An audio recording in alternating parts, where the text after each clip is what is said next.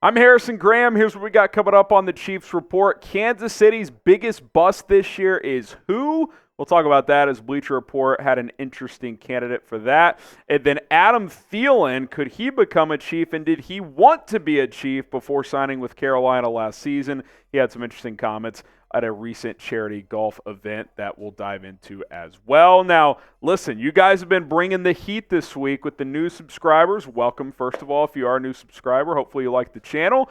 Can we get 50 new subs on this video here on Friday? If we can, that'd be the most this week. So if you want daily Chiefs content, news, rumors, training camp updates, we got a mailbag coming up as well. All that type of show and more is what you could expect here on the Chiefs Report. All you got to do is subscribe. All right, Bleacher Report put out an article of one bust candidate for every single team this season. And for the Chiefs, I thought this was interesting. Derrick Nnadi, the biggest bust candidate for Kansas City this year. And I don't think that really fits the headline, if you will. And I'll explain why in a second, but I do want to hear David Kenyon's explanation here, who wrote this article from Bleacher Report. He said, Derrick Nnadi quickly established himself on the Kansas City defense as a rookie in 2018. For a few seasons, he was a solid player too. Nnadi's impact has steadily dipped over the last 2 years. However, the position's lack of depth should keep him in the lineup, but expectations for Nnadi should be relatively low. And that's kind of my point. I mostly agree with that. Like, he was never some elite player.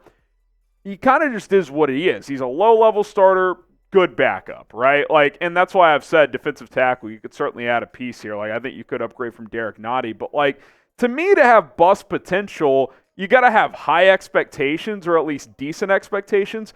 I don't really have those for Derrick Nnadi. Like, he's a guy who eats up blocks in the run game and will occasionally have a decent pass rush, like every once in a while. Like, he's not a stat stuffer, and that's fine. He's a one-tech defensive tackle who, again, his job is to be effective in the run game and occasionally provide a little pass rush.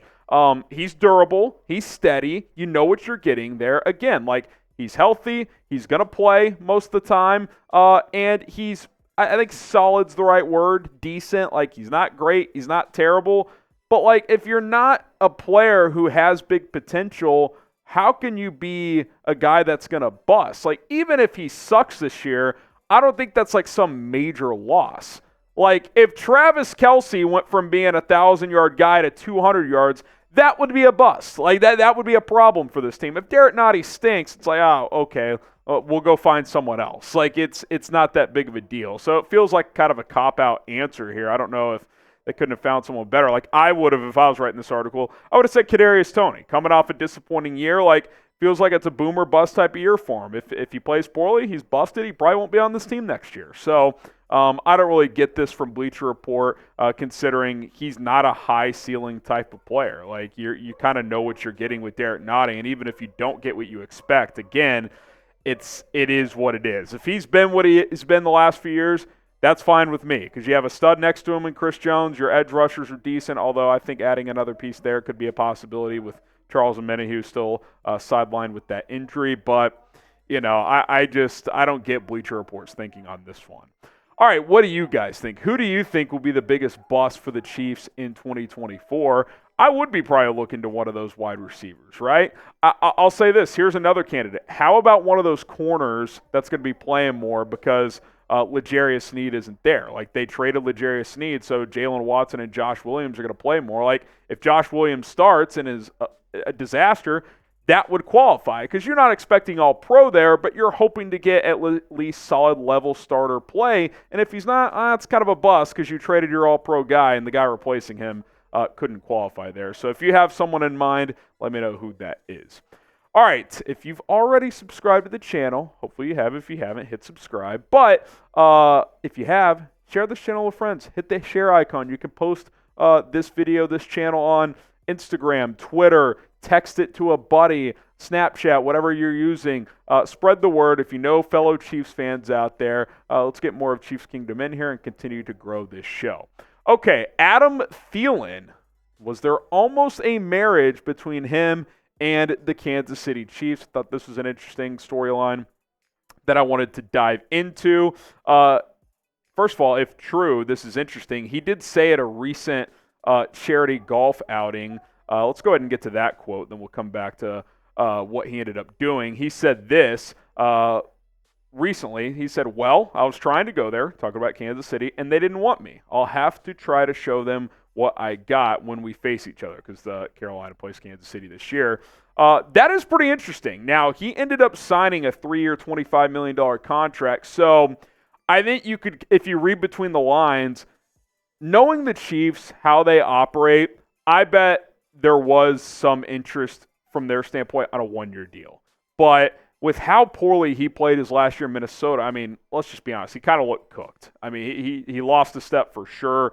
Had a decent year in Carolina last year, but like that was the only team in the NFL that was going to give him 3 years. Like I feel pretty confident in saying that. Now, how it all played out, how he performed, which is decently well, and how the Chiefs wide receiver room performed, especially early on in the season. This is the week 1 depth chart. I mean, my goodness.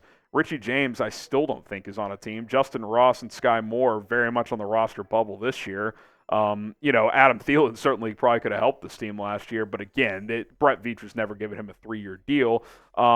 There's no doubt this team had to overcome a poor wide receiver core last year. Like that, there's no question about it, which is why they've added some reinforcements this year, drafted Xavier Worthy, Marquise Brown. Luckily, Rashee Rice performed as the season went on, and as of now, it doesn't have a suspension, so you're expecting him to have a big year as well. But it was a mess last year. There's no question about it. Led the NFL in drops.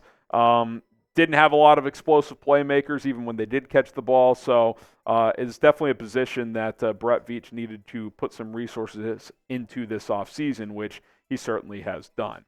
What do you guys think? 30 drops for the receiving core this year. Over, under 30. Type O for over, U for under. If it's under, that's a major improvement. That means even if it's 29, you've still improved your drop rate by a pretty good percentage chunk. I mean, 44 to 29 last year, that's 15. That's almost 1 less drop per game. So hopefully they can get that in the 20s.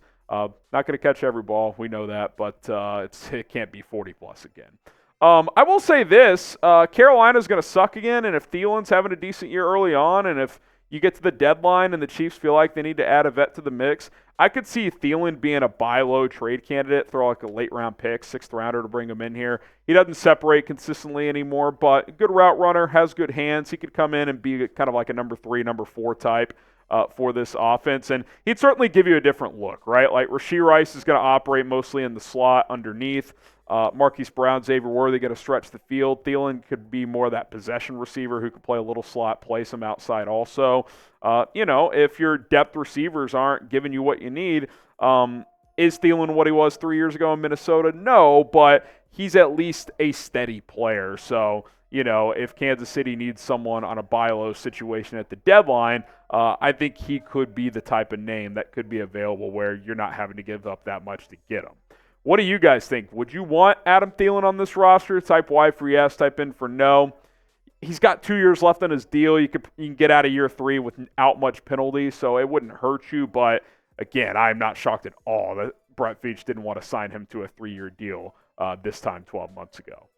All right, that's going to do it for today's Chiefs Report. More to come, including that mailbag episode, so be sure to lock in for that. My name is Harrison Graham. We'll see you guys soon.